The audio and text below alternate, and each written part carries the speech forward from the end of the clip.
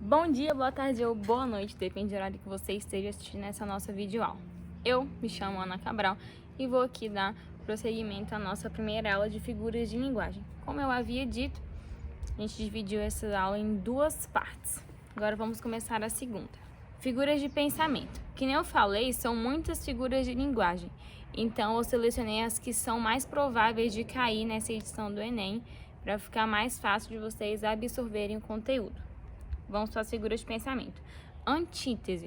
O que significa antítese? Significa utilizar palavras com sentidos opostos, dando uma ideia de fixar melhor aquele pensamento que você está querendo dizer. Aquela ideia,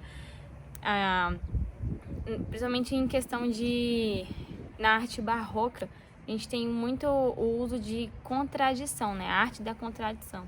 Porque eles utilizam palavras com sentidos opostos a fim de fortalecer aquela ideia que está sendo expressada. Temos um exemplo. Não existiria som se não houvesse o silêncio. Isso disse o Lulu Santos. Eu falei do barroco, né? Então, antítese, arte da contradição, que a gente encontra no barroco. Paradoxo. Ao contrário da antítese, ele deixa mais visível essa questão da contradição. Então, são sentidos opostos em uma mesma construção sintática. Que nem eu falei, lá na antítese a gente costuma ter contradição de ideias, né? Aqui a gente vai ter contradição de fato de palavras. Então, normalmente eles vão estar praticamente lado a lado da palavra anterior. Vamos aqui para o exemplo. Se você quiser me prender, vai ter que saber me soltar. Quem disse isso foi Caetano Veloso. Se você quiser me prender, vai ter que saber me soltar. Então, prender e soltar, mesma construção sintática, a gente encaixa como paradoxo e não como antítese. Clímax. Clímax é bem mais tranquilo pra gente, porque a gente que tá acostumado a ler livro ou então assistir novela, sempre tem aquela parte do episódio, então aquela parte do capítulo que você fica, meu Deus, eu preciso de saber o que vai acontecer depois. Então é uma gradação ascendente ali. Então mais 10, mais 100, mais 1000 e mais 1 bilhão de coisas, ou então qualquer coisa do tipo. Personificação ou prosopopeia. O que significa isso? Nomes grandes, palavrões? Não, relaxa.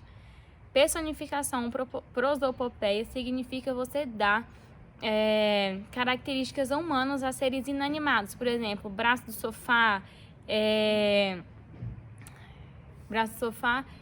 coração gelado, coisa do tipo. Ironia. Ironia a gente consegue ter uma afinidade maior, porque sempre está presente no nosso dia a dia. Ironia quer dizer que o interlocutor vai dizer uma coisa tendo um outro significado.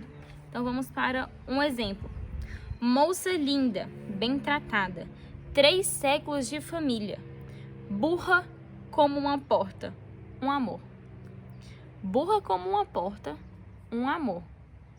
Tá, né? Quem disse isso foi Mário de Andrade, em Moça Bem Tratada, um poema dele.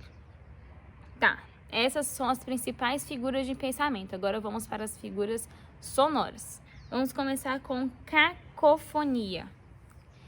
Meu Deus, como é isso? Relaxa, são 2 palavras que as suas últimas sílabas se juntam, dando um sentido ou então um som diferente. Vamos para o nosso exemplo. Alma minha gentil, alma minha alma minha gentil.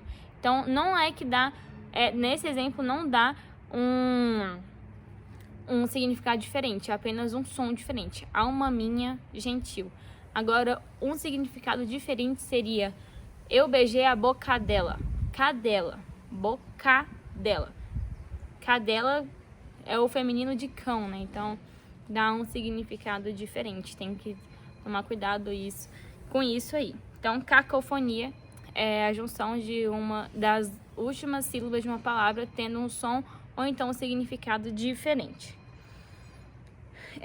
Onomatopeia a gente também tá muito ligado, porque tem nessas tirinhas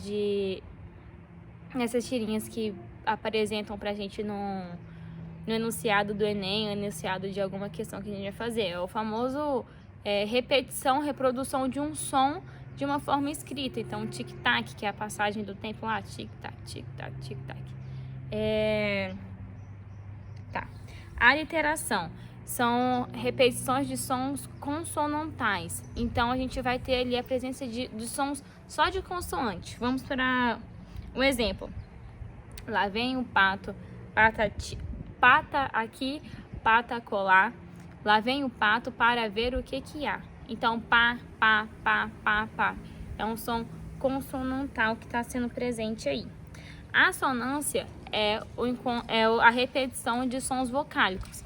Então, vai seguir a mesma ideia do que a literação. Portanto, com sons vocálicos, que é muda, canta, que é sempre a repetição do A, né?